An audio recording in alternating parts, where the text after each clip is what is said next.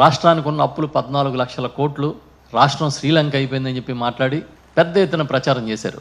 కానీ అసెంబ్లీలో 6,46,000 కోట్ల అప్పులు మాత్రమే ఉన్నాయని తేల్చి బడ్జెట్ ప్రవేశపెట్టడంతో దాంట్లో ఇదంతా కూడా ప్రస్పష్టంగా బయటపడింది. దీన్ని బట్టి అర్థమైంది ఏంటంటే ఉన్నదాన్ని లేనట్టుగా, లేనిదాన్ని ఉన్నట్టుగా చూపించడంలో ఇంకా ఆయన మించిన సిద్ధహస్తుడు లేడనేది అర్థమైంది.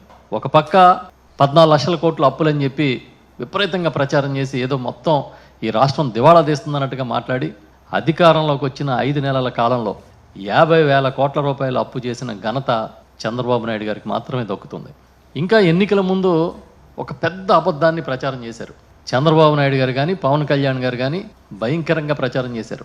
పవన్ కళ్యాణ్ గారు అయితే ఎక్కడికి వెళ్ళినా చాలా ఆవేశంతో 30,000 మంది అమ్మాయిలు మిస్ అయిపోయారు ఈ రాష్ట్రంలో, నాకు కేంద్ర నిఘా వర్గాలు చెప్తున్నాయి, ఈ అమ్మాయిలందరూ మిస్ అయిపోవడంతో ఈ మిస్ అయిపోయిన వ్యవహారంలో వాలంటీర్లు కూడా సమాచారం అందించడం వల్ల ఇదంతా జరుగుతుందని పెద్ద ఎత్తున మాట్లాడుతూ ఉండేవాడు ఆయన.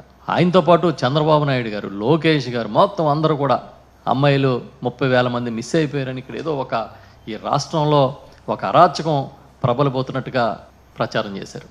అసెంబ్లీలో ఇవాళ వాళ్ళ ఇచ్చిన సమాధానం చూస్తే కేవలం 46 మంది మాత్రమే హ్యూమన్ ట్రాఫికింగ్లో మిస్ అయ్యారట్టుగా అంకెలు చెప్పారు.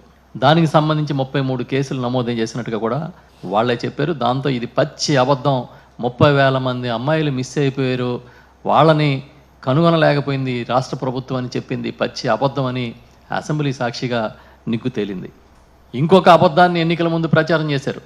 ఈ రాష్ట్రంలో భవనాలన్నిటికీ రంగులు మార్చేస్తున్నారు, వైఎస్ఆర్ పార్టీ రంగులు వేసుకోవడానికి 3,000 కోట్ల రూపాయలు ఖర్చు పెట్టాడని ఆ రోజు ఈ ప్రభుత్వం మీద చంద్రబాబు నాయుడు గారు ఎన్నికల ప్రచారంలో కానీ అంతకుముందు ఆయన ప్రచారంలో కానీ మాట్లాడితే పవన్ కళ్యాణ్ గారు 2,300 కోట్ల రూపాయలు రంగుల కోసం ఖర్చు పెట్టాడని మాట్లాడేవారు.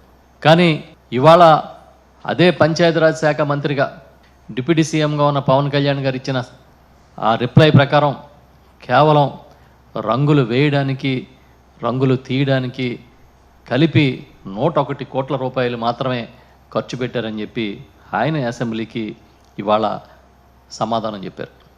అంటే రంగులకి 1,000 కోట్ల రూపాయలు ఖర్చు పెట్టారనేది కూడా పచ్చి అబద్ధమని ఆ రోజు ఎన్నికల ముందు చంద్రబాబు నాయుడు గారు కానీ ఆయన భాగస్వాములు కానీ చేసిందంతా కూడా అబద్ధపు ప్రచారం అని కూడా తేలిపోయింది. ఇంకా ఋషికొండ, విశాఖపట్నం ఋషికొండలో ప్రభుత్వ భవనాల నిర్మాణం చేస్తూ ఉంటే ఒక ఐకానిక్ భవనాలు లాంటివి ఉండాలి అనే ఉద్దేశంతో టూరిజం డిపార్ట్మెంట్ ద్వారా నిర్మాణం చేస్తే అవేదో జగన్మోహన్ రెడ్డి గారు సొంతానికి నిర్మాణం చేసుకున్నట్టుగా ప్రచారం చేశారు. ఏదో ప్యాలెస్లు నిర్మాణం చేసుకుంటున్నారని పచ్చి అబద్ధాలని వండి వార్చారు. దీనికి అనుమతులు లేవని, ఎలాంటి అనుమతులు రాలేదని, అయినా సరే అడ్డగోలుగా నిర్మాణాలు చేశారని, పర్యావరణ అనుమతులు లేవని, నేషనల్ గ్రీన్ ట్రిబ్యునల్ అడ్డుకుందని రకరకాలుగా వాళ్ళ అబద్ధాలు చెప్పడం, కొన్ని పత్రికలు రాయడం. ఫైనల్గా అసెంబ్లీలో ఇప్పుడు ఒక ప్రశ్నకి సమాధానం చెబుతూ ఋషికొండలో నిర్మాణం చేసిన భవనాలకి అనుమతులు అన్నీ ఉన్నాయని చెప్పి సంబంధిత మంత్రి గారే స్వయంగా ప్రకటించారు అసెంబ్లీలో.